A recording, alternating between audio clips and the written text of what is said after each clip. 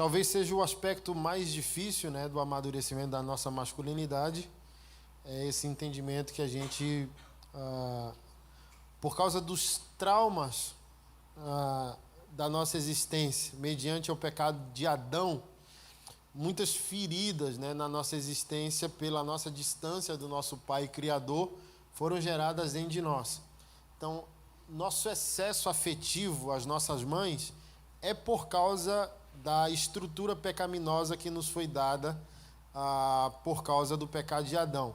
Então, quanto mais cedo o indivíduo se assumir diante da obra redentiva de Jesus Cristo, mais esse indivíduo pode ser uma resposta social da parte de Deus para o mundo.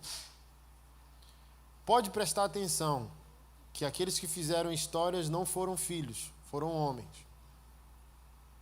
Então, eu não quero menosprezar aqui, né, a relação que nós temos com as nossas mães, mas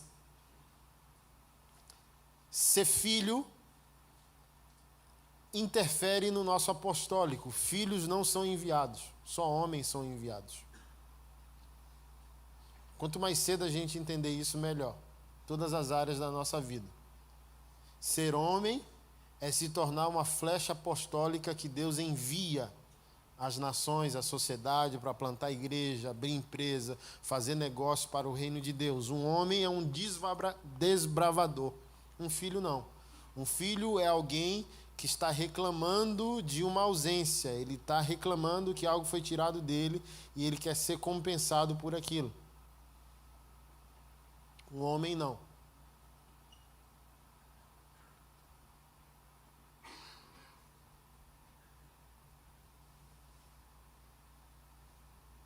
Travou.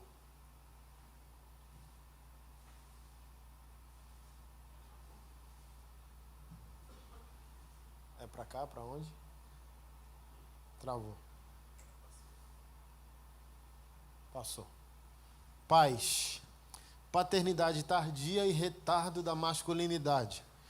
Todo homem carrega consigo profundo anseio pelo seu pai e pelos seus pais tribais. Aqui está a segunda tragédia. Se não é o complexo materno nosso inimigo, a orfandade se torna a nossa maior inimiga. Porque todo homem carrega dentro de si um profundo anseio pelo seu pai e pelos seus pais tribais. Há dois tipos de orfandade, a presente e a ausente. Quando se fala em orfandade, automaticamente se fala da ausente, seu pai te abandonou. Mas tem a presente, que é tão violenta quanto a ausente. Tem um pai presente que não é um molde do nosso destino, também causa uma profunda ferida na alma. É como se não tivesse. Porque tem pais que ficaram em casa e nem o cachorro da casa respeita ele.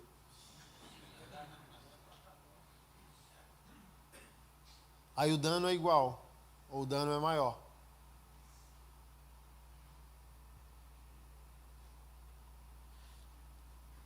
Como eu disse no início, todos os excessos exteriores talvez tenham raiz na orfandade. Nós buscamos pais postiços, pais exteriores, pais falsos, para tentar compensar uma ferida interior que nós carregamos. E quanto mais pais postiços a gente for atrás, mais a nossa ferida ela aumenta. Eu trabalho muito, né? Daqui a pouco eu vou passar um vídeo sobre um dos nossos projetos sobre homossexualidade, com ênfase em transexualidade, né? Quase toda a raiz de homoafetividade é uma relação paternal. Ou a pessoa está buscando um pai que não teve, ou a pessoa está fugindo de um pai que teve. A lésbica geralmente foge do homem que viu. O gay, o homem, o homossexual, ele busca no colo de outro homem a afirmação do pai.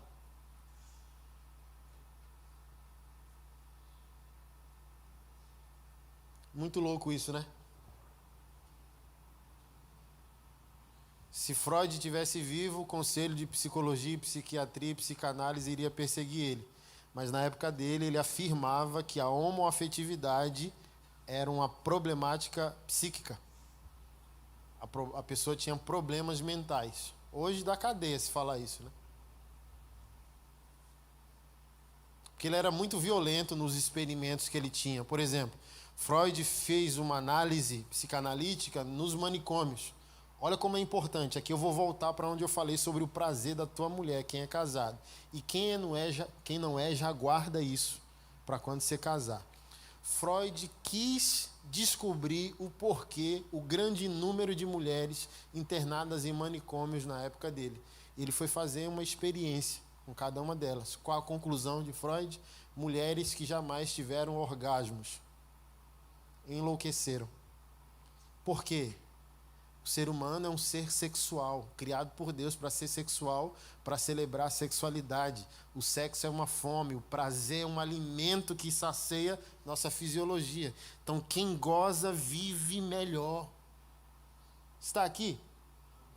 E um homem de Deus, ateu, afirmou que quando uma mulher não goza, enlouquece. Um homem que não é de Deus, é isso que eu queria dizer.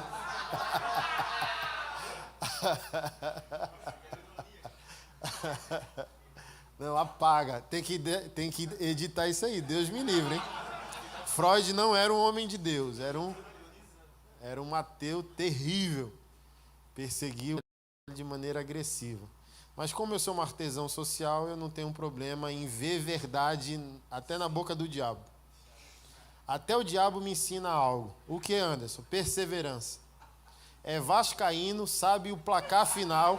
Estou desanimado, eu olho para o diabo, lavo o rosto e digo, não desista, cabo. O diabo não está desistindo. Por que você vai desistir? Então eu sou daqueles que sabe comer peixe sem engolir espinho, entendeu? Por isso que eu vou citando todos esses homens, por mais que eles não tenham sido homens de Deus e não respeitaram nem glorificaram ao Senhor. Mas há um percentual de verdade que a gente pode... C.S. Lewis, né, o escritor de Nárnia, falava muito disso, né? Ele dizia, eu jogo fora toda a cosmovisão filosófica de Freud, mas eu acredito que todo cristão tem que entender um pouco de psicanálise. Foi isso que Lewis disse. Então, é bom para a gente montar um mosaico. Mas olha que interessante para nós. Mulheres que não tiveram orgasmos enlouqueceram.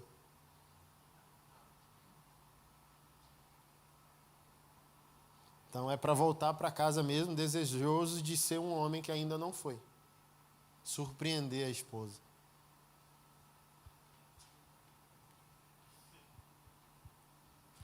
Então, afirmo eu que quase todo problema da humanidade é um problema de orfandade, de paternidade. Preguei domingo, né? Está no YouTube, uma mensagem, se você quiser ir atrás, está fresquinha. A marido, pai e orfandade. Se nós homens soubéssemos a dor e o dano da orfandade, meu irmão, jamais sairíamos de casa.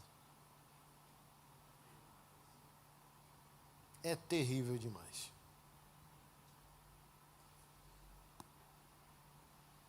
Nós precisamos transmitir para os nossos filhos essa sensação que o meu filho escreveu no papel lá.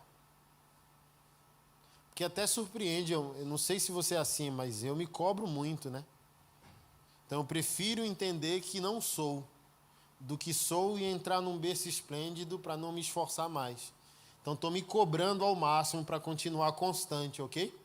Então quando meu filho vem e escreve para sua professora dizendo, eu me sinto seguro, aquilo traz um consolo, glória a Deus. Glória a Deus. Então, cada viagem que eu faço para pregar o Evangelho, ele derrama uma lágrima. Ele não quer que eu saia de casa. Um dia ele me disse algo que me arrebentou. Ele disse... Mas eu falei, pô, cara, às vezes você está aí em videogame e nem quer ficar comigo aqui. Aí ele diz, eu não preciso, pai. Eu só quero passar correndo e te ver deitado no sofá. É a melhor cena para mim. E toda vez que eu passo e não vejo meu pai no sofá, meu coração dói. Que às vezes está lá o dia inteiro, ele no videogame e eu agarrado com minha nega no sofá. Ou assistindo Netflix, ou, entendeu? Orando em línguas no sofá. Mas a sensação, há uma fronteira nesse lar. Se esse homem não estiver deitado naquele sofá, eu me sinto sem fronteira.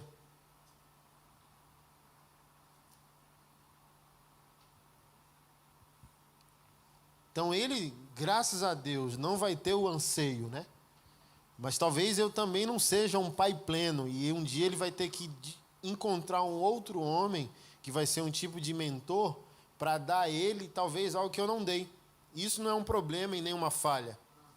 É que às vezes eu não vou conseguir suprir, né? Tenho 3 filhos, cada um com uma especialidade distinta. O mais velho, melancólico, contemplativo, quebrantado ao extremo, não posso arrochar que chora com muita facilidade. O do meio está autista por enquanto. O mais novo, enlouquecido, profeta, está nem aí, entendeu?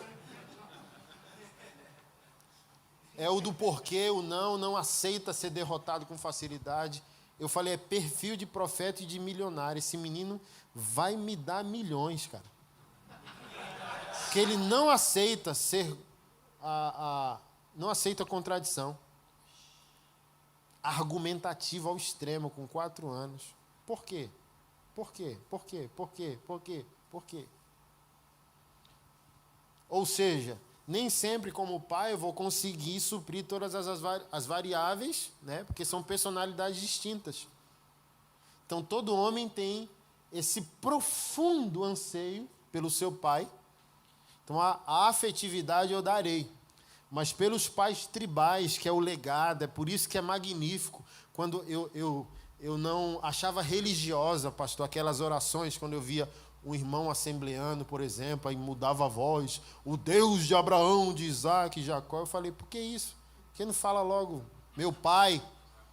Mas para o judeu é belo, é estético, é a história, é o legado. Quando ele diz, o Deus de Abraão, de Isaac e Jacó, ele está acessando a memória histórica que transcendeu de geração em geração. E isso é emocionante. Porque ele está acessando justamente isso, os pais tribais, a história de Deus intervindo na humanidade. Então, para homens maduros, eu sempre recomendo pais vivos e pais mortos. Cerque-se de homens, no mínimo, 20 anos mais velhos que você. Você não vai ser homem rodeado de homens da sua mesma idade. Saia daqui com essa missão. Cercar-se de homens, nem que precise pagar. Pague. Para estar cercado de homens que te sirvam como referência espiritual e moral. Como assim pagar? Ir a uma conferência, ir a um encontro. Principalmente quando vê os cabelos brancos, não precisa ir lá, olha quem vai estar lá. Você cercar-se de perspectivas e referências que você não tem. Porque o cara da mesma idade mente para você. É o cara que está rindo, entendeu? É o cara que está celebrando a mesma coisa que você, ou seja, não tem contradição. Se você está cercado de pessoas que são iguais a você, têm a mesma idade que você, que enxerga o que você enxerga, você nunca vai ser esticado, nunca vai ser desafiado, confrontado. Eu acredito que é Joel dizendo, e os jovens terão visões e os velhos terão sonhos. Então, aqui um conselho, quem é novo, cerque-se dos antigos, para você ter visão. Você não vai ter visão andando com jovens como você. Você só vai ter visão se você andar com velhos. Ok? E a coisa mais linda é você ver jovens visionários. E a visão só vem pela mesa de conselheiros. Mas a profecia também diz que os velhos teriam sonhos. Ou seja, um irmão de idade mais avançada também não pode entrar na arrogância de que o jovem não sabe nada. Ele precisa cercar-se de jovens que dê a ele mais paixão para ele continuar sonhando. Está com 70 anos, tem amigos de 30. Porque vai lembrar os primeiros dias de paixão, ardor missionário, fervor, e não dizer, esses meninos não entendem nada, pintaram a igreja de preto. Não, temos muita coisa a dizer.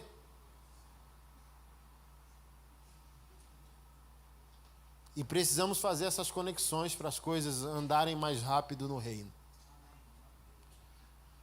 Cura, que é o último fundamento, é o que as civilizações chamaram de rito de passagem. Qual é a problemática? Por incrível que pareça, nenhuma civilização, nenhuma sociedade que funcionou celebrou a adolescência. Não sei se você sabe, mas a adolescência é um advento da psicologia moderna, século XIX para cá. Por exemplo, não sei se você é judeu, tem algum judeu aqui, conhece algum judeu. Converse com um judeu. O povo hebreu, o povo judeu, não celebra a adolescência, não existe adolescência. Nenhuma civilização primária que funcionou celebrou a adolescência. A adolescência é do século XIX para cá. O diabo tem as suas maneiras, irmão, de desconstruir o que é valoroso para Deus. Como eu disse, há uma agenda para desconstruir a masculinidade. Uma das maiores invenções do diabo para proibir o homem de ser homem foi criar a adolescência. Porque quem é o adolescente? É o indivíduo perdido num limbo. Ele é adolescente, não é assim a fala? Ele aprende, não aprende. O judeu considera que o filho é homem com 13 anos.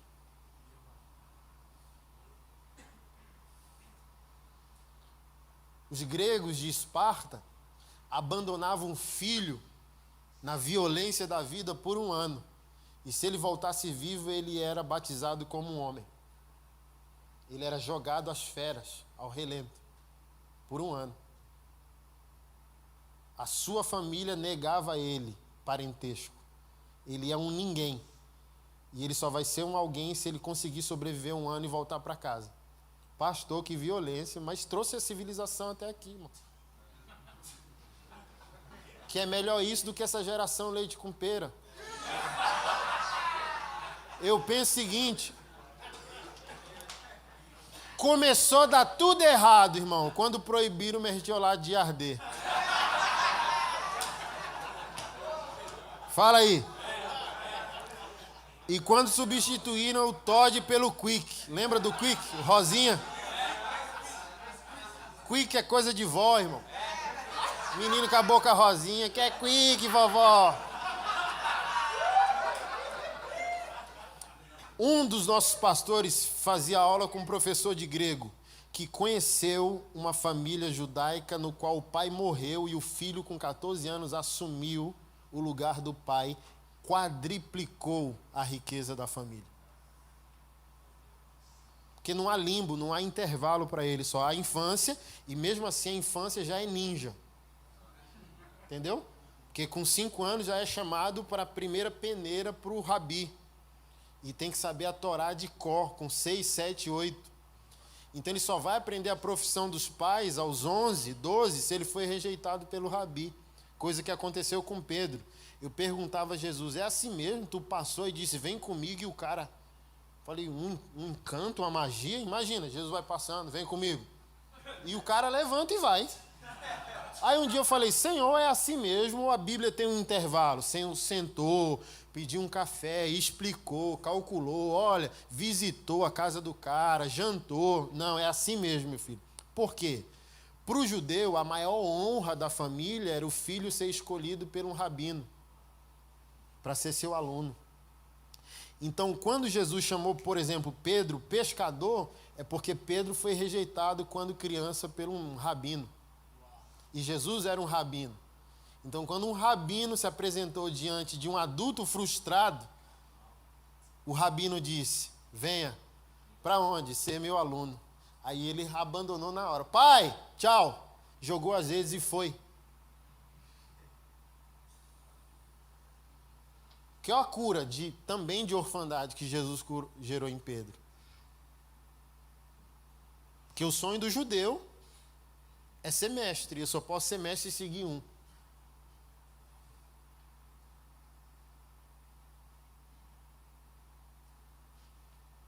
Mas onde que eu estava antes de falar isso? Ah, tá. Que essas civilizações não celebraram a adolescência. Adolescência é uma criação diabólica.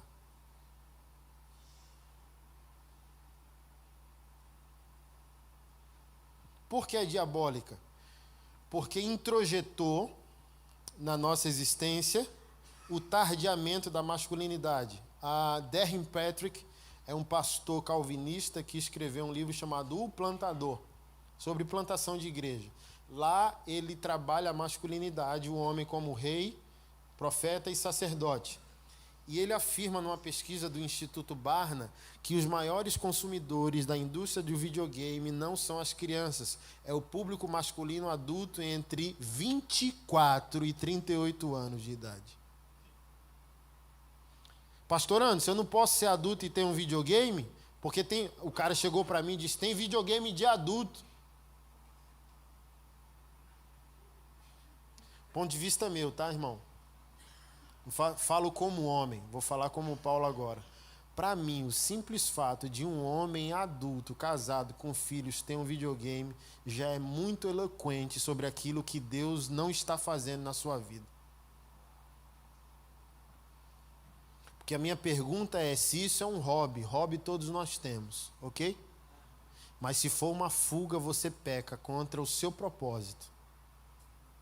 Porque nenhum homem aqui de cabelo branco que deu certo foi criado com subterfúgios como esse. Somos uma geração extremamente adoecida, virtualizada, e a depressão de quem tem mais de 40 anos aqui para frente era curada na enxada, sim ou não? Não tem essa, quero morrer. Não tem essa, quero cortar meu pulso. Não tem essa, quero pular da ponte. Sim ou não?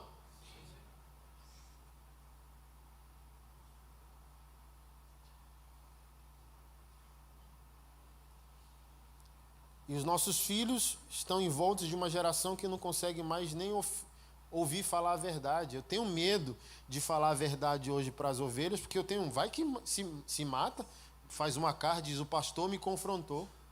Tenho medo, sério. Estou confessando aqui, velho. Porque tudo foi na porrada. Pastor me deu porrada, mãe me deu porrada, a vida me deu porrada.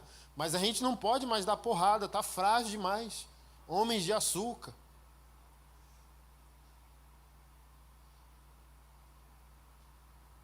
Porque geramos a adolescência e a adolescência gerou a adultescência. Porque tem a reversão também. Homens que não tiveram uma boa adolescência, trabalharam, se tornaram prósperos e aos 50 quer ser adolescente novamente. E a coisa mais ridícula do universo é um homem que deveria ser um ancião querendo agora ser o gatinho da balada. Não é bonito.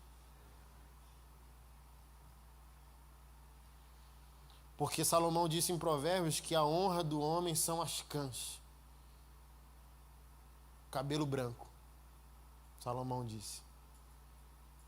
Então nem pinte seu cabelo, é uma desonra à sua história.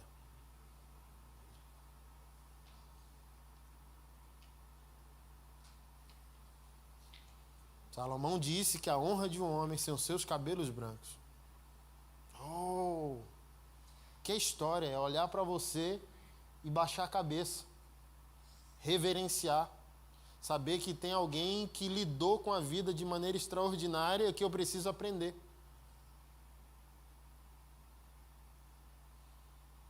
Então, para resgatar a nossa masculinidade, temos que resgatar a nossa paternidade. Não podemos criar os nossos filhos para a adolescência.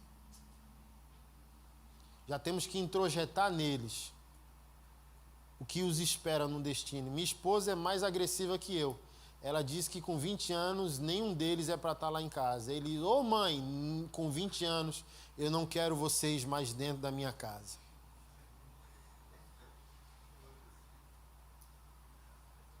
– 11 anos tem o mais velho, já está ouvindo isso. Minha esposa foi fazer um procedimento cirúrgico, estético, né? Ficou com a barriga toda roxa. Aí eu voltei e eu falei, mulher do céu, que loucura é essa? Aí ele chegou da escola. Quando ele chegou, ele disse: mãe do céu, o que foi isso? Aí eu disse: vou tirar uma onda, né? Que eu tenho um taco de beisebol lá em casa, desse tamanho, que eu chamo de Jesus. Quando os caras querem namorar com as meninas da igreja, eu falo: gabinete com Jesus. Aí eles já sabem. Vacilou, eu pego os lobos. Aí eu disse: fui eu, brigamos aqui, eu dei umas pancadas na tua mãe com o meu taco. Para ver o que ele ia dizer, né? Aí ele riu. Saiu rindo, né? Até parece. Falei: foi, rapaz, brigamos. Deu tudo errado aqui. Dei um couro na tua mãe. Olha o que ele disse com 12 anos. Parece que eu não sei o que você prega. E o que é que eu prego? Que a esposa é mais importante que a mãe. E se a esposa é mais importante que a mãe, tu bateu na minha mãe, coisa nenhuma.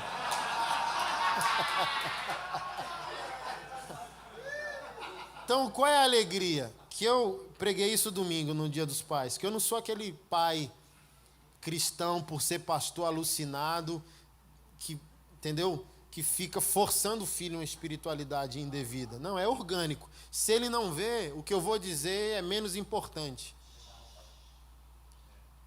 Então eu quero que ele veja e pergunte por que eu faço como faço. Para mim, a eficácia vem daí.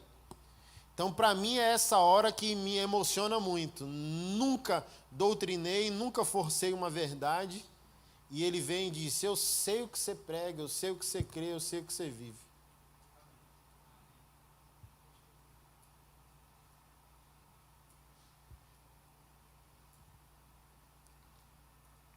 Para que os homens fiquem curados, precisam ativar dentro de si o que não receberam exteriormente. Você precisa encontrar sua orfandade, sua dor, para então encontrar o seu sucesso, sua plenitude, identidade e destino. É aquela pergunta de Deus a Adão: onde estás? Sobre isso aqui. Não foi uma pergunta geográfica. Deus não quer saber se ele está atrás da árvore, porque Deus é onipresente. Ok? Aquilo foi quase filosofia. Deus puxou a cadeira, sentou e filosofou.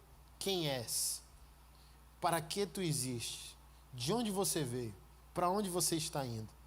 Qual o seu nome? Qual o seu nível de integridade interior? Qual o propósito da tua existência? E Adão já não sabia mais responder. O ser pleno, por causa da interferência do pecado, se tornou quem se tornou. E a nossa masculinidade só tem resgate nesse rito de passagem, que é esse encontro consigo.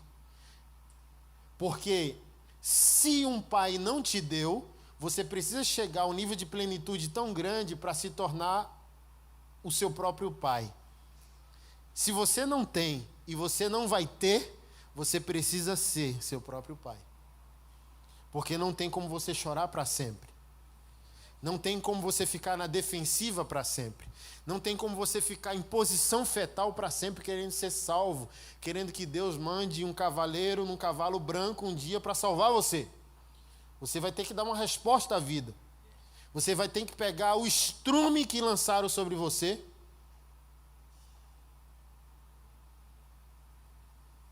Deixa eu melhorar. Você vai ter que pegar as fezes que lançaram sobre você e fazer estrume.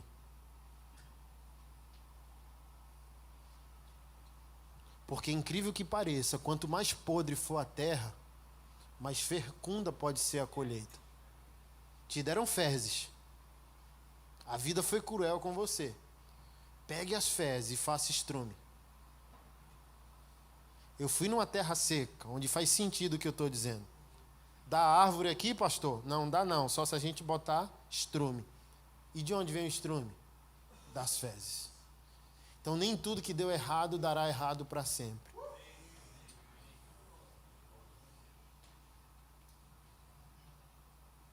E para aqueles que amam a Deus, até o que está dando errado é para dar certo. Deus tem um plano. Sozinhos nós já somos maioria. Deus tem um plano. E o que é mais interessante é que onde você sofreu, Deus ama te dar uma autoridade. Não teve pai? Deus é comediante demais. Vai te tornar você um pai espiritual. Passou fome? Deus vai te prosperar muito para evitar que pessoas passem. Deus sempre é contraditório na medicina. Ele nos torna o oposto daquilo que nos feriu. Porque curados nós temos identificação com a pessoa que está sofrendo, como nós sofremos. Nós temos agora uma misericórdia mais eficiente que de outra pessoa. Temos a unção, temos a compaixão, temos a provisão para resolver o problema. É por isso que às vezes Deus não evita algum sofrimento. Estava tratando com o pastor hoje cedo. Os sofrimentos pecaminosos foram resolvidos na cruz, ok? Ninguém aqui precisa expiar culpa, mas existem sofrimentos didáticos que são do ambiente sociológico. Então Deus redimiu você, mas não vai redimir sua esposa por tabela. Então você vai ter que lidar com a resistência que ela tem ao Espírito Santo. Então é um sofrimento, você está aqui? Até que ela responda como você respondeu, vai ser um processo.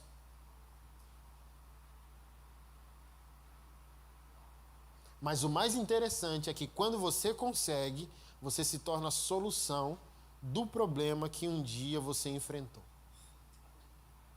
E isso não tem preço. Aí você passa por esse rito. Eu tenho consciência dos meus ritos de passagem, 2 deles. Um eu não posso falar, um eu falarei. Um foi quando eu tinha 9 anos de idade, mais ou menos. E não tinha nada para comer lá em casa, ainda em Maceió. E um dia passei com minha mãe pelo posto de gasolina e perguntei para minha mãe, quem são aqueles garotos? Um monte de garoto. Ela disse, trocador, cobrador de van. Aí um dia, nada para comer em casa. E eu disse para mim mesmo, com 9 anos, dizendo, minha mãe não vai passar fome. E esperei todo mundo dormir, 3 da manhã, acordei, vesti roupa, saí de casa e fui para o posto. Cheguei lá, uns 30 garotos, aí as vans iam passando e pegando os garotos bons que já eram conhecidos, né? E acabou que ninguém me escolheu. Deu 9 da manhã, os trocadores, os motoristas levaram todos os garotos, ficou só eu. Ninguém me quis, né? Novo, né? Não sabia se tinha experiência ou não. Aí 9 da manhã passou uma van.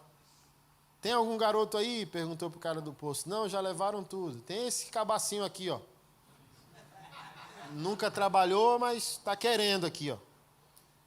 Não tem outro? Bora, garoto. Fiquei 9 anos de idade, fiquei 3 dias fora de casa, em Maceió e nas cidades do interior de Alagoas, na van. Cobrador da van. Minha mãe desesperou, foi em ML, hospital, delegacia. Voltei só 3 dias depois. R$20 por 3 dias de trabalho. Comprei um frango e um saco de batata inglesa, 1 quilo de batata, com R$20. E eu lembro a sensação. Um saco de batata numa mão, um frango na outra mão. Eu lembro da sensação de virar aquela esquina. Minha casa era no final da rua. Eu lembro a sensação de virar a esquina, estufar o peito e dizer para todos, né? Porque nordestino gosta de uma calçada, né? Estufando o peito, dizendo, olhe para um homem vindo do campo de batalha com a cabeça dos seus inimigos.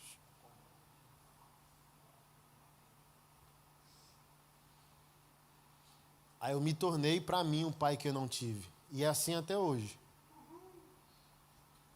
Não tive o pai. E talvez os pais espirituais também não conseguiram acessar o lugar das minhas orfandades. Mas eu não posso reclamar orfandade para sempre. Eu tenho 3 filhos. Eu tenho uma esposa, tenho uma igreja local, eu tenho um ministério que prego em 15 países por ano. Eu não posso ficar reclamando para sempre. Eu preciso tomar uma decisão. Eu preciso tomar uma postura. Eu tenho que quebrar o ciclo vicioso de avós e pais que feriram mulheres, que viveram uma vida sexualmente descompensada. Meu pai era empreendedor, tinha 3 farmácias e foi ao nada por causa dos seus vícios sexuais. No céu e no inferno não existirão vítimas. Para Deus, todo mundo é protagonista da sua própria história. Ninguém é coadjuvante. Ninguém poderá chegar diante da presença de Deus dizendo: meu pai, meu passado, minha igreja, minha esposa. Não. Diante de Deus, todos nós somos protagonistas. Não há vítimas no céu. Não há politicamente correto no céu. Não existe identidade grupal no céu. Eu sou... Não, é o indivíduo sozinho que se apresenta diante de Deus dando a sua resposta.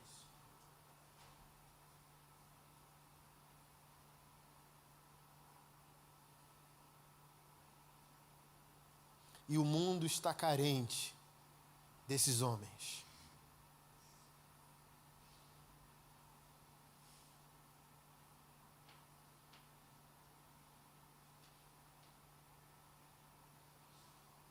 Então imagina a que ponto chega, né?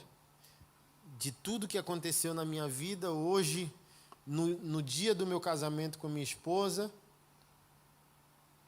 nossas famílias não irem ao casamento. E hoje nós sermos a única família de pé que sustenta todas as 2 famílias. E hoje nós sermos mantenedores de muitos parentes.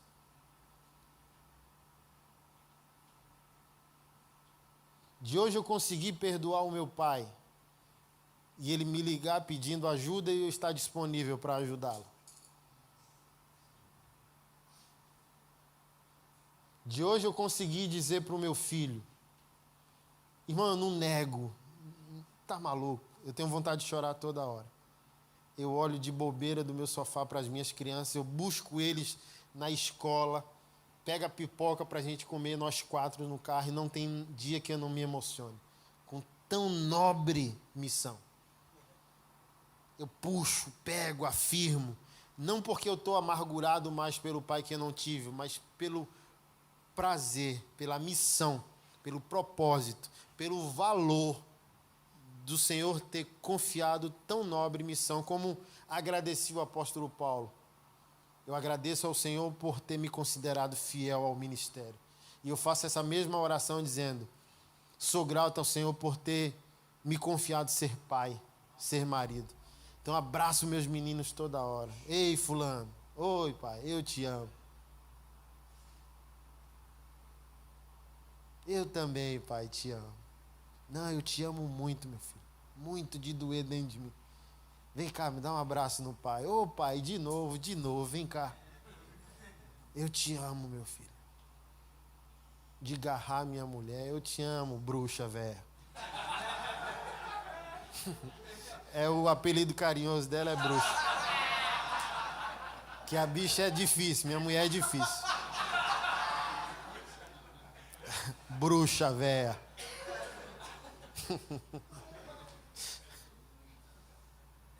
Irmão, o presente mais magnífico que você pode dar a Deus, se você o ama, é a sua masculinidade funcionando.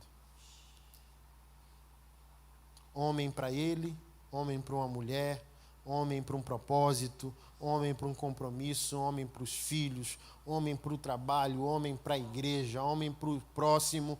E deixa eu falar algo terrível a você. Se você é um homem de Deus de verdade, você deveria estar cercado de homossexuais.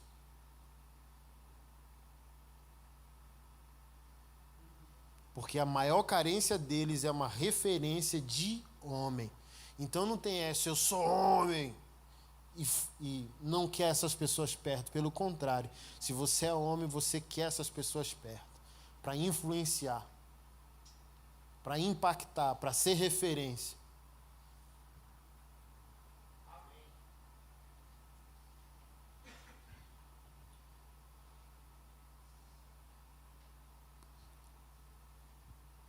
E cura não vem de graça, irmão.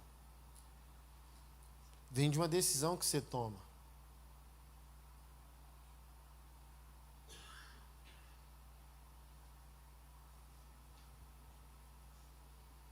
Quando a gente fala como pastores sobre santidade, a gente não está falando que ela é destituída de escolhas e lutas, irmão.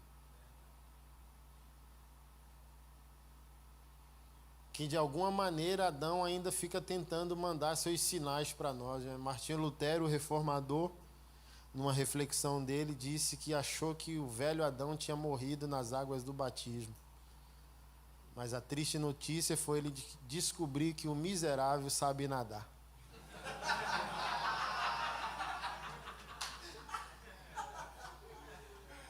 Então não tem nem como você acumular santidade. Ó, eu sou 5 anos santo. Se você der espaço para a velha natureza, ela vem feroz, irmão, como se você nunca tivesse sido crente. É violência, é ser homem. É dizer, rapaz, eu estou tentado, eu estou seduzido, mas eu não saio do meu lugar. Porque, irmão, ser tentado não é pecado. Então você pode, irmão. Às vezes tem momentos que você vai dizer a Deus, Deus, eu não tenho força para lutar. Então só me dê força para resistir. Às vezes, no máximo, você vai cobrir a cabeça das pancadas, irmão. Mas você vai dizer, Senhor, eu assumo um compromisso contigo. Eu não tenho força para reagir. Mas essa sedução não vai me tirar do lugar. Eu não tenho força para lutar com essa situação. Mas cuida do meu coração. E bate a cabeça e a pancada come. Mas você está lá firme no mesmo lugar. Eu gosto muito da referência dos gregos de Esparta. Aquilo para mim é... Dá para escrever um livro sobre.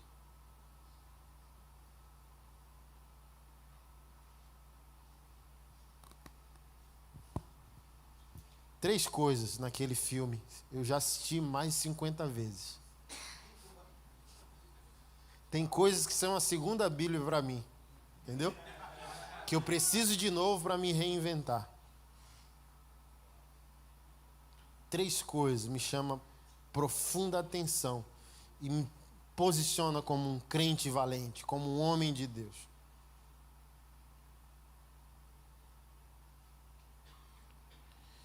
Que é quando o rei Leônidas vai com seus 300 para a batalha e um outro exército grego tenta auxiliá-los, né?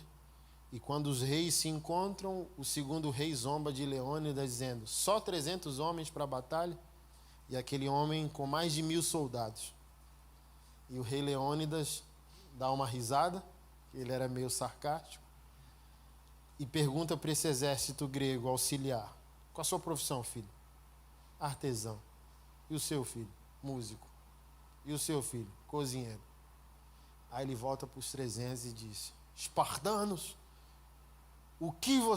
qual a sua profissão? E eles só batem no escuro. Au! Au!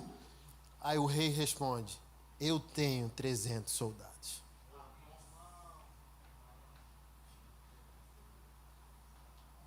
A segunda coisa que me chama a atenção no filme é que quando aquele homem sai de casa, tá sua esposa e seu filho, e ele não foi afetivo na despedida.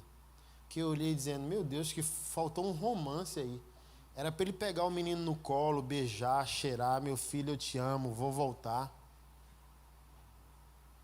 E dizer, oh, minha amada, minha rainha, me espere. Não. Ele não se despediu da família. Saiu. Né? Ficou de frente para a esposa. Fez uma carícia na cabeça do filho e saiu. Quando ele está saindo, a esposa chama, porque ele esqueceu o escudo. Mas ela não o chama pelo nome natural. Meu amado, ô Leônidas, meu bem, ela o chama pelo nome do seu propósito. Ela disse: espartano. E ele olha para trás. E ela vai até ele e dá para ele o escudo.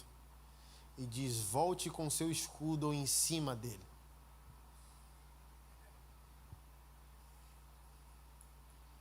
Mas o que me fez chorar de verdade foi no fim, quando o rei morre com seus 299 soldados, porque um voltou. E quando o rei abre os braços para receber a chuva de flechas, ele relembra sua amada esposa. E ele diz: minha amada, minha rainha. E o que é poderoso é que o mensageiro que volta a mando do rei para falar sobre uma mensagem de vitória, dentro de um aspecto de aniquilação. Volte para Esparta e fale sobre a nossa história de vitória. E o mensageiro disse: vitória, meu rei? Vamos ser aniquilados. Ele diz: volte para a Grécia, volte para Esparta e diga pelo que morremos. Olha a sacada do rei. Se você não assistiu, eu recomendo. Reforça sua virilidade. Diga pelo que nós morremos. Não é diga que nós morremos na batalha. Diga pelo que nós morremos. E a última cena do filme, tem livro sobre, é o mensageiro dizendo: eu demorei 1 ano para entender a enigmática versão do meu rei sobre vitória. Mas depois de 1 ano eu entendi que ele tinha razão. E hoje, por causa do sacrifício dos 300, nós temos nessa plateia 10.000 espartanos livres, comandando 30.000 gregos livres. E o inimigo tem 4 para cada um de nós. E se você sabe, o espartano, na época, era a maior elite mundial de combate. Então, 300 apavorou Xerxes, seu pai, Atarxerxes, seu pai, Xerxes, e aniquilou grande parte do exército persa com muita facilidade. 300. Se não fosse a traição de Eufiates, eles seriam aniquilados apenas com 300 homens.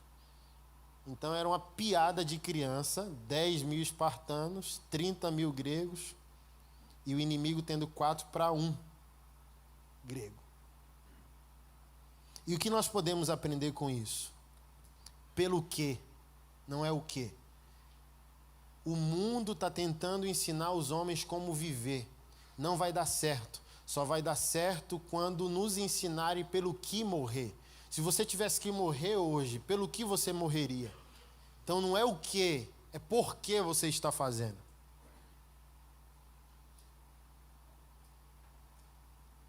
Martin Luther King falou sobre isso.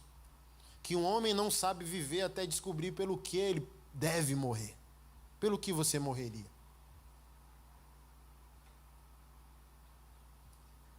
Que a transformação e o impacto às próximas gerações só virá a partir dessa resposta. Todas as suas escolhas precisam estar pautadas no que você morreria, pelo que você morreria. Sua escolha é fundamentada nisso. Eu sou fiel porque eu morro pela minha família, eu morro pelo evangelho, eu morro pela minha fé. Uma má escolha compromete os meus valores.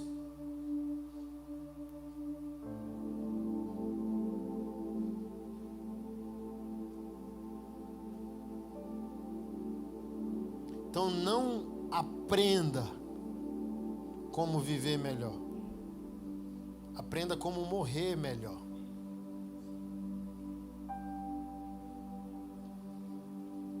É por isso que a igreja perseguida não se sente perseguida. Porque ela não descobriu pelo que viver, ela descobriu por quem morrer. Por isso que eles não desistem de Jesus.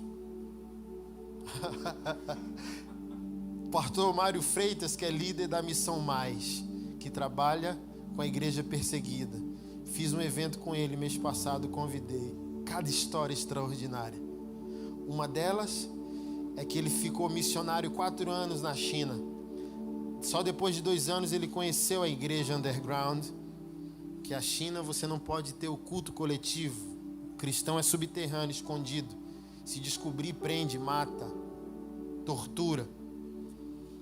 E ele descobriu o primeiro crente da igreja underground que levou ele para o culto. Dirigiram 45 minutos. Andaram na selva mais 45. Ele diz: eu moro em Niterói, igreja 5 minutos da minha casa. Nunca mais eu reclamo, porque tinha dias que eu tinha de preguiça de ir para o culto.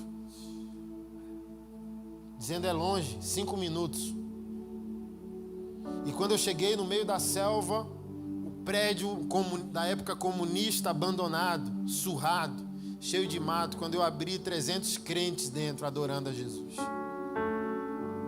E eu fiquei ali tudo em chinês, mas a linguagem do Espírito não tem idioma. Deus está aqui, e adorei com os irmãos. Mas quando o pastor tomou a palavra, 2 famílias foram chamadas à frente. Uma muito feliz e uma muito triste. A muito feliz tinha um bebê no colo e ele achou, vai apresentar o bebê, está feliz por causa do bebê. E a muito triste, alguém morreu, vai pedir oração. E a tradutora falou: não, é o ritual da Bíblia. Ritual da Bíblia, é. E aquela família muito triste, estava triste porque só conseguiu em 2 dias ler de Gênesis a Reis. E eles fizeram maratona em casa, filho, marido e mulher, lendo a Bíblia exaustivamente de 5 da manhã até meia-noite. E só quando as forças acabavam que eles paravam de ler a palavra. E uma Bíblia só tinha que rodar para 300 famílias naquela igreja por 2 dias.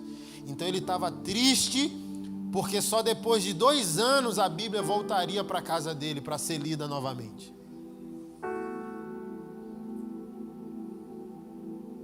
E a família que estava feliz era a família que naquele dia ia receber a Bíblia em casa.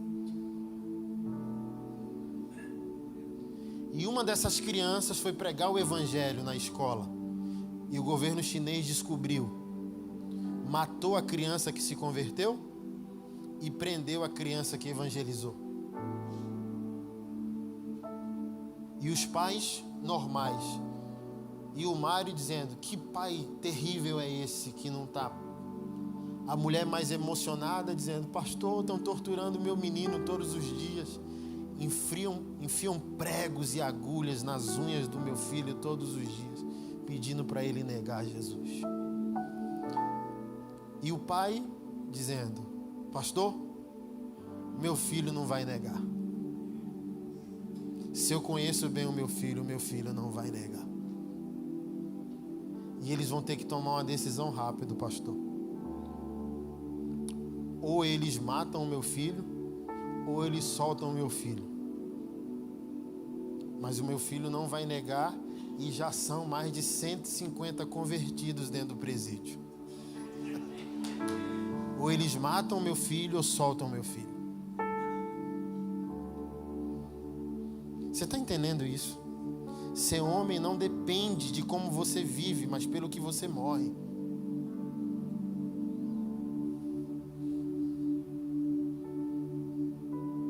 E você viu que a nossa vida está fácil demais? A gente tem a Bíblia até no aplicativo. E tem irmãos nossos chorando para ter uma Bíblia. Porque eles estão levando muito mais a sério que nós. Dizendo: eu quero acesso a palavras de vida eterna porque eu quero o impacto dessa redenção, o impacto dessa transformação. Eu quero reconstruir quem eu sou, eu quero viver em plenitude, eu quero Deus.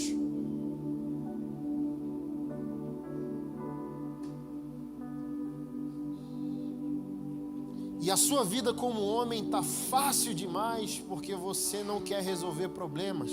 A vida de um homem precisa ser pautada no fato de que homens de verdade resolvem problemas.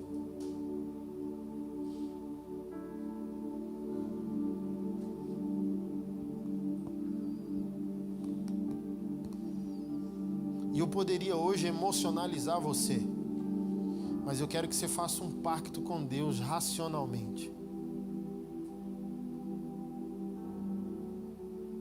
Para uma nova ética de vida. Para um novo comprometimento. Como indivíduo, como marido, como filho. Se não é casado, ame violentamente sua primeira mulher para poder ser digno da segunda. Se você é casado, honre violentamente sua segunda mulher, homenageando a primeira. A melhor maneira de você honrar sua mãe é abandonando-a, sendo um marido espetacular.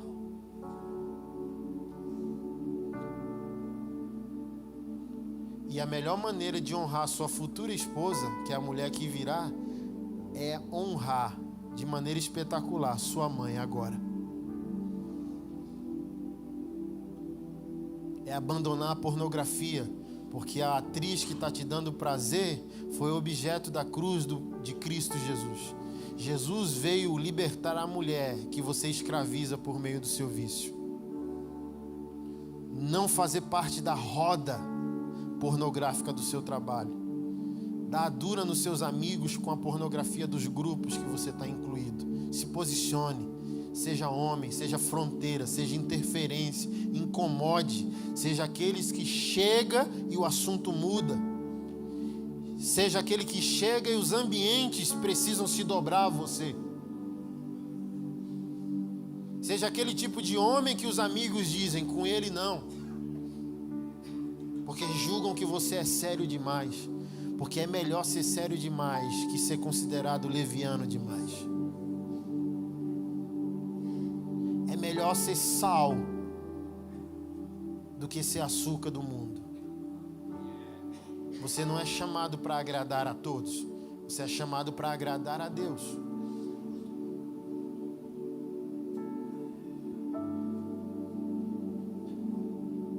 Você é chamado para ser sal, dar sabor, significado, cicatriza. Mas se jogar no olho também, você é sal e o sal interfere. O sal se intromete. O sal é uma interferência em todos os componentes químicos de uma panela. Entendeu? Você está cozinhando ali. Quando o sal entra, ele não pede licença. As propriedades dele vão intervir nas propriedades de todos os elementos que estão dentro da panela. Então imagina você, homem de Deus, com unção, com a palavra, com coragem, com ousadia, com firmeza, com santidade, entrando nos ambientes. Sendo empresário com a nova ética, sendo político com a nova ética, sendo pastor com uma nova ética, sendo cidadão com a nova ética.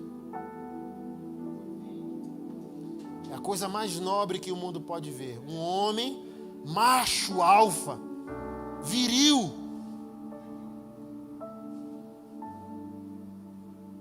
Onde as pessoas olham e perguntam, que homem é esse? Porque é uma mistura de poeta e guerreiro.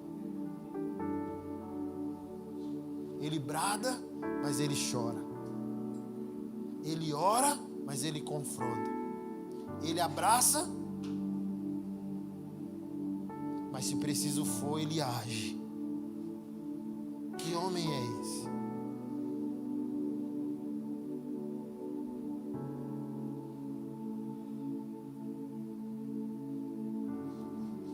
Que está aqui me ouvindo, mas deixou sua mulher com saudade. A sua presença é tão eficiente que você está me ouvindo aqui e não está fazendo um favor a uma mulher, você está fazendo falta.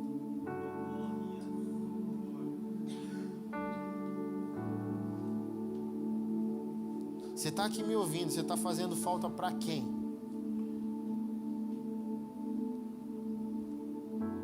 Até Martinho Lutero, quando deixou o celibato como padre e casou com a freira Catarina, ele disse, eu aprendi em 1 ano de casamento que o monastério não me ensinou em 10.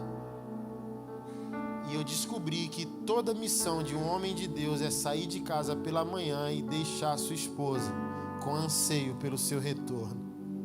Você deixou quem com saudade para ouvir esse tatuado falando?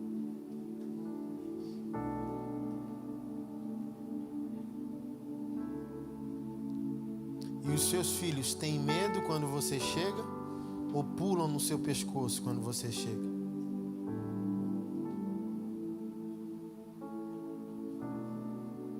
Você é aquela figura diaconal. Não tinha antigamente, está se perdendo isso, né? A igreja está modernizando e a gente não tem mais aquela figura raiz diaconal, os presbíteros, os veião na porta, assim, aqueles caras que a gente já olha e fica com medo de ser moleque dentro da casa do Senhor. Você lembra dessa?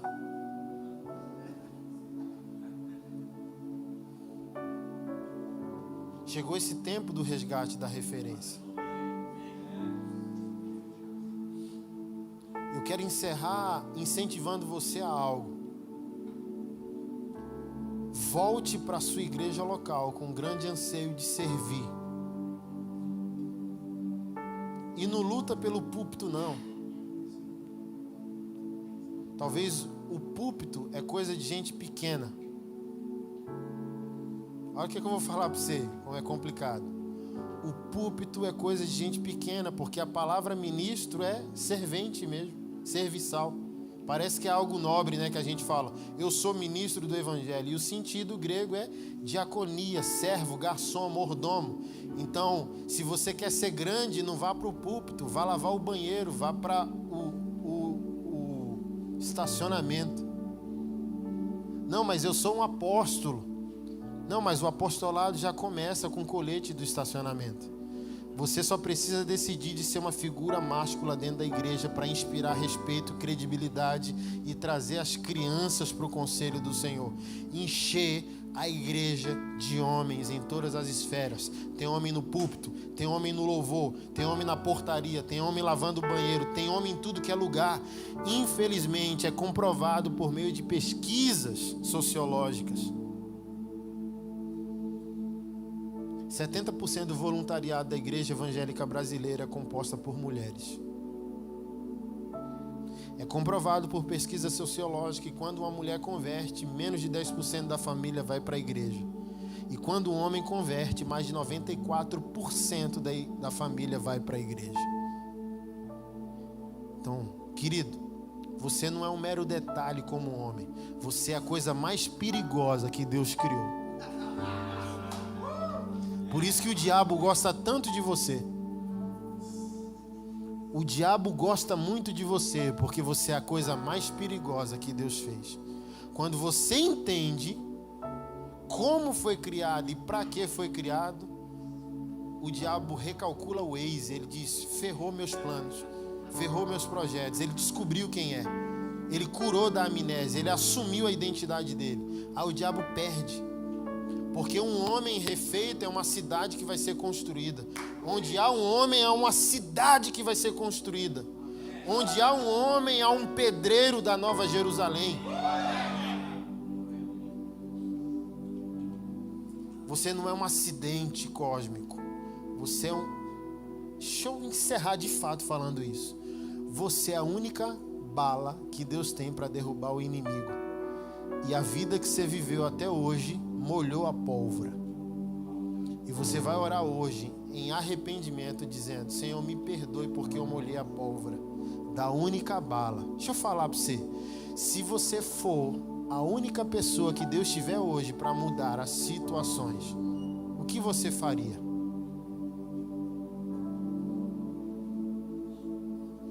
Você é a única bala que Deus tem para derrubar o inimigo. O que você vai fazer com isso?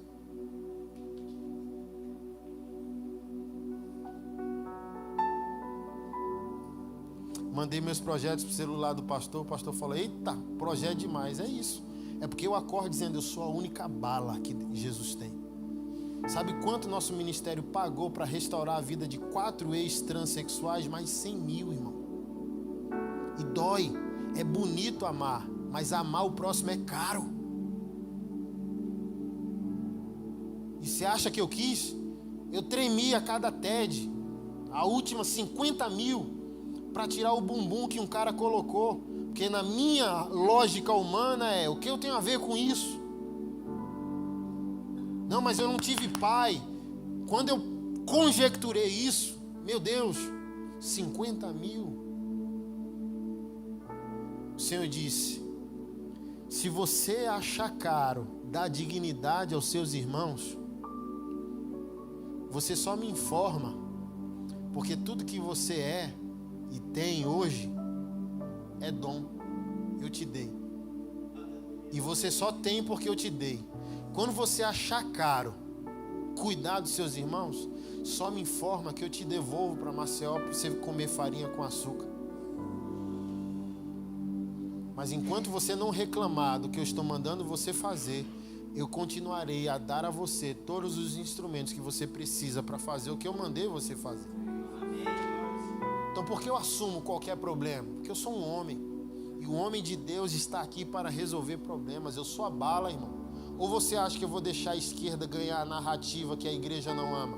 Porque esses caras convertem e vão com seio para a igreja. E ficam lá 5 anos, passando vergonha para vir à esquerda e levar os caras de novo para a mão deles. Ah, na minha frente não.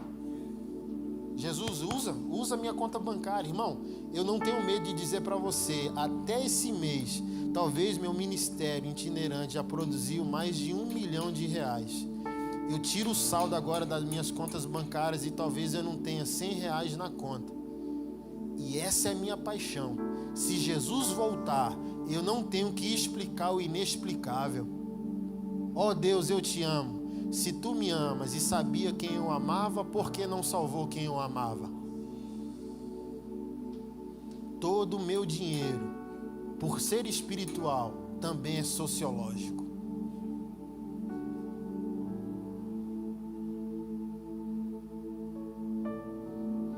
Me envolvo com qualquer problema, porque eu sou a bala de Jesus.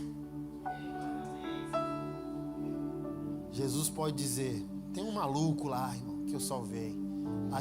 Com ele a gente pode usar a conta bancária dele. Ele levou 12 carros meus ano passado, comprava um, ficava um mês, mandava dar. 12 carros em um ano. Minha esposa falou: vai comprar o carro dos sonhos? Eu disse: não tenho mais carro dos sonhos. Porque não tem segurança de comprar, ele vai levar.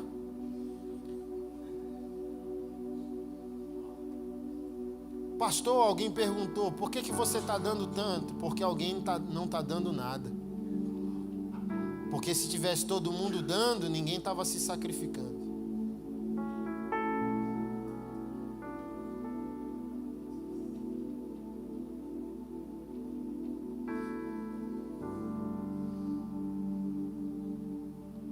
O mundo clama pelos homens de Deus.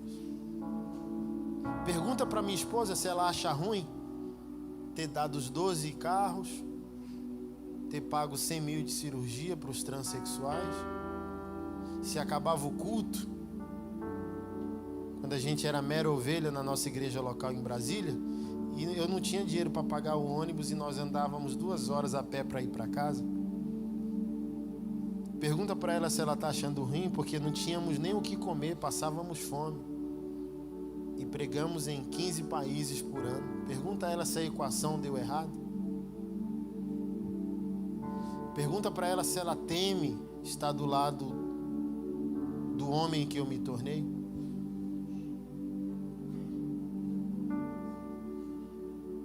Precisamos tomar uma decisão.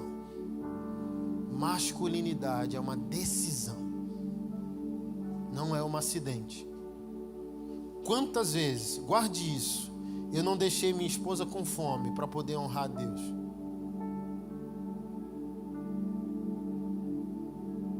Às vezes dizimar era tirar dela, ofertar era tirar dela. Um dia eu deixei ela com fome para dar uma oferta de R$65, uma oferta missionária. Ser Deus, ser pai e ser homem não é democrático. Guarde essa. Estou querendo encerrar de verdade, mas guarde essa. Ser Deus não é democrático. Ser pai não é democrático, ser homem também não. Deus não pede permissão para ser Deus. Pai não pede permissão para ser pai. Sim ou não? Não peça permissão a ninguém para ser homem. Seja homem e não se envergonhe disso. Faça o que tem que ser feito.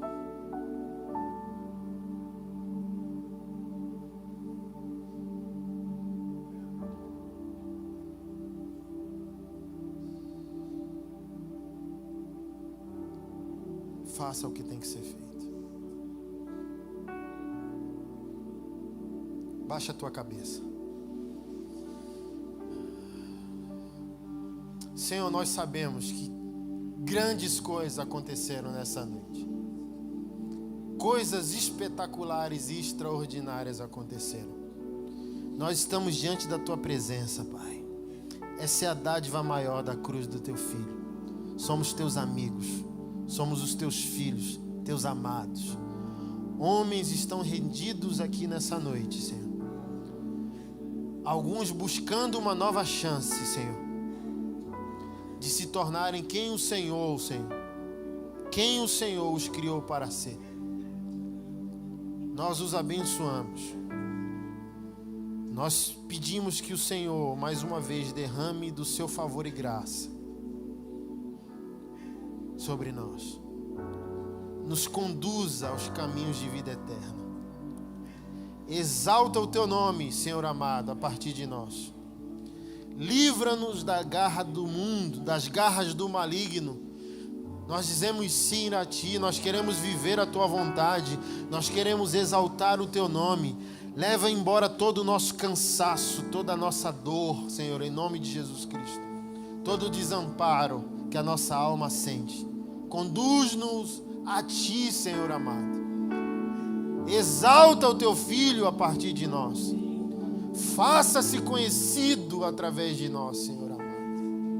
Obrigado por esse ambiente profético, Senhor, onde nós sabemos que o teu Espírito está tocando o espírito de cada um que está aqui. Novas coisas, grandes coisas, intervenção do alto, céu na terra. Nós estamos recebendo como um download, Senhor, na nossa mente, nas nossas emoções, na nossa vida, nas nossas memórias. Coisas extraordinárias estão acontecendo. Um novo batismo vindo sobre nós, um batismo de consciência, de responsabilidade, de ousadia, de coragem, Senhor, de foco para sermos e vivermos que o Senhor tem preparado para aqueles que te amam. Exaltamos quem tu és e nos prostramos diante de ti e dizemos a ti, Senhor, faça em nós e através de nós o que lhe aprouve. Em nome do teu Filho é que nós oramos. Amém. Eu quero passar rapidamente aqui 2 vídeos, rapidinho, para a gente falar de alguns projetos que estamos envolvidos.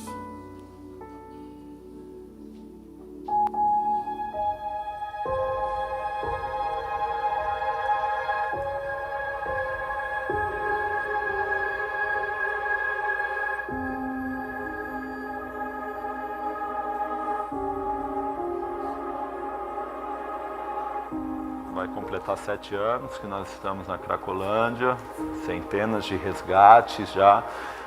Quando eu digo resgate, não é apenas pessoas que a gente traz para recuperação na casa de apoio, mas pessoas que a gente manda de volta para sua casa. Deus, ele me deu esse nome da pedra para a rocha, que é do crack, para a rocha que, no meu modo de ver, é Deus, Jesus Cristo. Por isso, e assim surgiu o projeto. E esse projeto foi tomando uma proporção que nós não esperávamos e a gente tem tocado.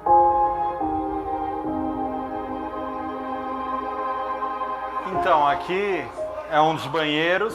Na verdade, cara, a gente teve várias surpresas quando chegamos aqui.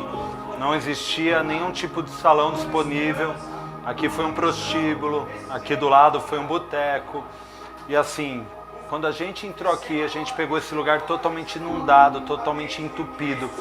E a gente começou a fazer uma campanha para levantar recursos para desentupir, para trazer uma empresa e, para nossa surpresa, foram encontrados 4 fetos dentro do nosso esgoto aqui. Então, se você olhar a situação que está, a gente já tentou de tudo, já quebrou, já refez, mas tem muita coisa aqui debaixo, tem muito lixo que vem dessas ocupações, mas essa é a nossa luta, nós estamos aqui por isso, né? Pessoas já abortaram, moças já vieram usar o banheiro para abortar, deixaram o feto dentro do vaso sanitário. Então nós vivemos coisas terríveis aqui. A Cracolândia é muito mais que usuários de crack. Então é um cenário totalmente atípico. Nós estamos aqui simplesmente para dar um pouquinho de amor, um pouquinho de confiança para aqueles que já perderam toda a esperança. Então é um suicídio social a Cracolândia. E aqui a gente traz eles têm direito de tomar um banho, trocar uma roupa e assim vai. Nós temos irmãs que estão aqui hoje no projeto que tiveram 21 gestações. 21 gestações morando na Cracolândia. Então é algo realmente muito crítico, é um flagelo da sociedade e essa é a nossa dificuldade, mas nós não vamos parar, nós confiamos em vocês, beleza?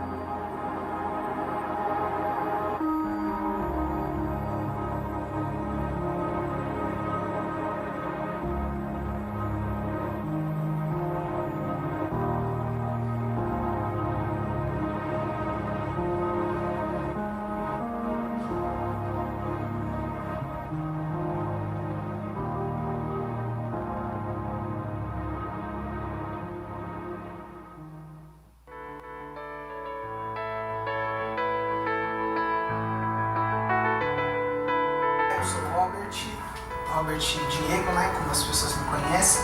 Tenho 33 anos, sou daqui do Brasil, sou da cidade de São Paulo. Durante 12 anos eu vivi na transexualidade. Meu nome é Denner, eu tenho 24 anos de idade. Eu fui travesti durante 7 anos da minha vida. Hola, buenas noches, mi nombre es Robert Goicochea, tengo 36 años y soy del país de Perú. Yo viví una vida de transexualismo por 20 años de mi vida. Fiz cirurgias plásticas, fiz nariz, coloquei prótese, silicone industrial, tudo aquilo que desagradava ao meu Senhor. Vivi na prostituição durante 11 anos, me prostituindo. O Senhor fala assim: vinde a mim como estais, mas não quer dizer que eu vou permanecer do mesmo jeito, que eu vou ficar do mesmo jeito. A partir do momento que você conhece a verdade, a partir do momento que ele se apresenta e que você conhece esse amor, que você vai sentindo esse amor cada vez maior, eu falei: não, eu não posso dar as costas para isso. O meu irmão me falou que ele ia se apresentar a mim e ele se apresentou.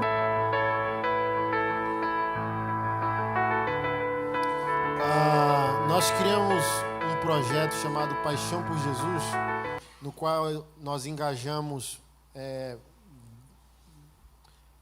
pregadores, né, de renome no Brasil, as bandas, né, os ministérios de louvor.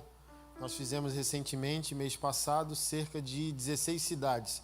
E ali a gente gera uma consciência que a cruz não é um poste. Deus quer ser amado em si mesmo, mas Deus também quer ser amado no outro. Então, se há só amor a Deus, a cruz é um poste. A cruz não é um poste. Ela é amor a Deus, mas ela é amor horizontal. Ela é amor ao próximo também. E nós engajamos a igreja com essa consciência. A partir dessa turnê, nós geramos um projeto secundário que se chama Baleia Solidária. Então, ali a gente recepciona projetos missionários e sociais para serem efetivados. Recebemos um cadastro de 240 projetos e elegemos 20 para serem apoiados durante um ano. E ali a gente dá apoio jurídico, dá apoio financeiro para aquele projeto vir a acontecer, né? Então, o último vídeo, que é o dos transexuais, só de passagem para trazer o irmão do Peru, a gente investiu mais de R$8.000. Então, no frigir dos ovos, esses 4 irmãos, 3 tiraram prótese de seio e 1 tirou prótese de bumbum. Chegamos à bagatela ali de 100 mil mês, 100 mil o investimento para devolver dignidade à vida deles. O primeiro vídeo é do pastor Rica, que é pastor da Bola de Neve, está na Cracolândia de São Paulo, e ele diz que o crack é o menor dos problemas, porque o maior é tráfico humano e tráfico de órgãos. Esse bebê que nasce, já nasce para o crime organizado, junto com políticos e milicianos. Dessa parte eu preciso que vocês cortem. A criança já é vendida para ser esquartejada e os órgãos vendidos no mercado negro. Então, até o governo não quer que se tire a Cracolândia daquele lugar de São Paulo, porque não é o crack o problema. O problema é o tráfico humano e o tráfico de órgãos e de crianças ali envolvidos, né? Então, há um ecossistema agora ao nosso redor de projetos sociais e missionários. Eu acho que está no ponto aí as imagens, só para eu falar rapidamente. Missão Jiu-Jitsu no Sertão, em Juazeiro do Norte, que a gente está apoiando. Pode passar. Luand Surf, em Ponta do Ouro, Moçambique, que é uma escola de surf para crianças. Centro de Transformação Humana, em Macaé, Rio de Janeiro, que trabalha com crianças também. Expandindo o Reino, em Chorozinho, Ceará. Movimento Black Money, em Capital, que trabalha em empreendedorismo com a comunidade afrodescendente. A Associação Muito Além do Câncer, no Piauí, que trabalha com mulheres que foram ou são vítimas de câncer. Projeto Gaditas, em Uganda, África, que faz missões por meio do futebol. Associação Via Amor, São José do Rio Preto, dia 29 de setembro agora, a gente vai ter um evento de inauguração. Acreditamos que vai ser o maior padrão de trabalho com dependência química e moradores de rua. É um empresário local que era vendedor dentro do seu carro em todas as regiões do Brasil, até que ousou a Deus fazer uma oração violenta. Deus gosta de homem, e homem é violento. E esse velhinho fez uma oração violenta. Eu quero amar essa galera e não tenho dinheiro. E hoje ele é o maior exportador do mundo de miúdos de boi. Do nada para ser milionário do dia para a noite. Só em obra social, em São José do Rio Preto, ele já investiu mais de 50 milhões. Ele construiu uma igreja de 11 milhões, uma igreja compartilhada. Se 50 igrejas quiserem usar a estrutura dele, não paga aluguel e bota o seu culto dentro da estrutura do cara. Olha que surreal. Então não há limite onde Deus tem um homem com coragem. Deus quer ouvir você. Bate no peito e chama Deus para briga, que ele gosta de brigar de vez em quando. Projeto Gerar, em Goiânia, é um projeto que trabalha com mulheres que tiverem gravidezes não programadas, né, indesejadas. Para não abortarem, aí a gente apoia por meio do projeto. Pode passar. A Motirô é o nosso projeto hoje em Brasília, no qual a gente dominou todas as escolas públicas da nossa cidade. Cuidamos de alunos, professores e reformamos a estrutura da escola. Aí, como é feito com o dinheiro da igreja, aí a gente quebrou as pernas de todo mundo, né? Então, ninguém nos resiste, porque a gente não aceita nenhuma intervenção do Estado e a gente diz que a gente banca. Aí hoje tem até vigília dentro das escolas e os professores tudo de esquerda. O Sol é para Todos é um projeto em Angola, no qual a gente vai trabalhar com os albinos. Temos uma reunião marcada com o vice-presidente da República, porque para eles o albinismo lá é uma maldição. E a gente vai discutir com ele que o albinismo tem que ser colocado como patologia. Olha que interessante, o africano pensa que é uma maldição. Então a gente vai provar, né? Já temos o projeto feito, que tratar o albinismo na proteção com um protetor solar é mais viável para Angola do que tratar o câncer de pele. Então a gente vai criar um projeto de lei para Angola recepcionar o albinismo como patologia, coisa que eles não fazem até hoje. São perseguidos, mortos.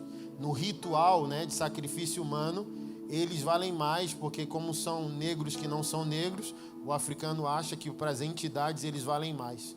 Aí são caçados para serem mortos lá. Empreendedorismo Eva. Nós temos de maneira hilária 2 projetos que a gente chama maçonaria e femenaria. O povo vê de longe e diz, pastor, é maçonaria, é?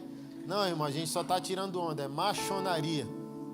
com o conceito hilário de fraternidade, uma confraria de homens e de mulheres de Deus. Fizemos o de homens e levantamos mais de 500 mil, compramos um terreno e vamos construir nesse terreno um lugar para cuidar de mulheres que foram vítimas de abuso ou violência e ensinar para elas também empreendedorismo.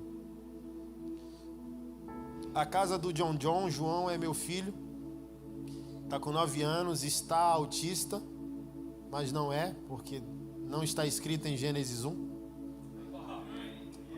Mas Deus falou algo ao meu coração. Existem milagres que eu quero fazer na comunidade e não na individualidade.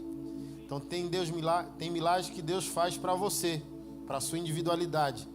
Mas situações como essa, Deus perguntou para mim através de um pastor que me desafiou: tem quantas famílias autistas na sua cidade que não conseguem ter nenhum amparo? Você é um cara que se tornou bem sucedido e consegue pagar a terapia para o seu filho. E um pai com salário mínimo, como que paga uma terapia de 10 mil para o filho especial?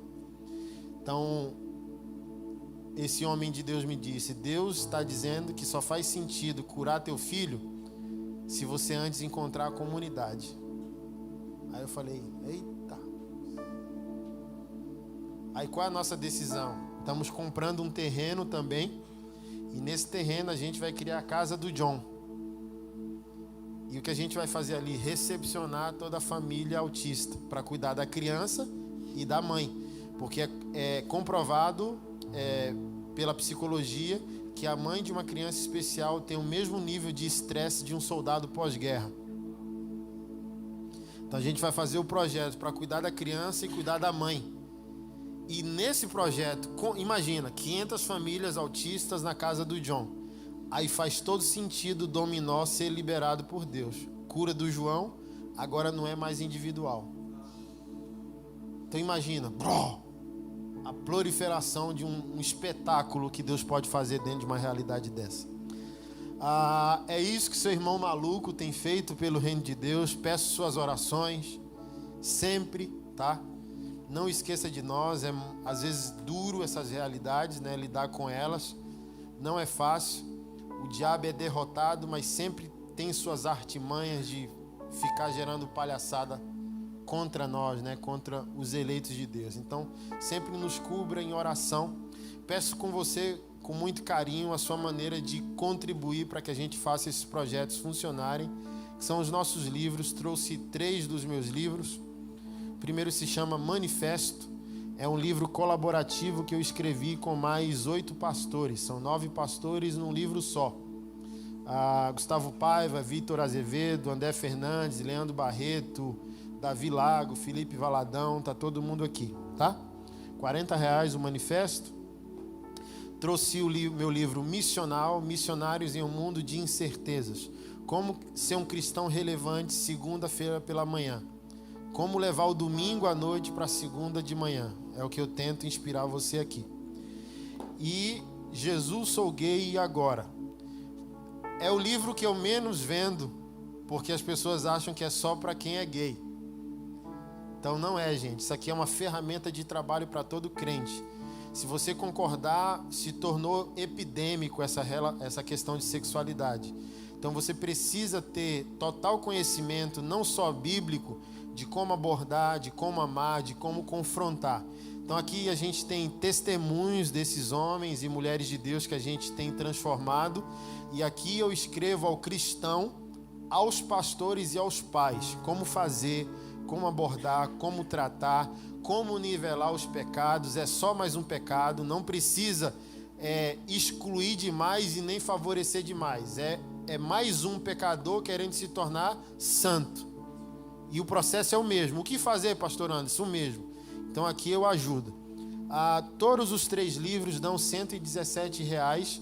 Se você levar os 3, que é o que eu recomendo para você, para ajudar o seu irmão e abençoar a sua vida, o combo vai sair por R$100 apenas. Você pode dividir em 2, 3 vezes lá no seu cartão. Se cada um de vocês aqui, mediante a gratidão de um momento como esse, estiver grato de fato, eu peço a vocês a dar munição ao seu irmão. Tá bom? Passando lá no fundo e abençoando o nosso ministério para que a gente continue de forma efetiva Se você é maluco e tem bala na agulha, quiser apoiar algum desses projetos, junto com o Retiro de Mulheres, a gente está construindo um retiro para cuidar de pastores e missionários em depressão. Então a gente está abraçando tudo, foi a graça que Deus deu, não cansa. Quando há uma ordem de Deus, há uma unção que nos renova. Mas com seu apoio há um consolo muito maior. Então, se Deus plantar no seu coração, ser um apoiador, um investidor, um mantenedor, fala com a gente ali também no final, tá bom?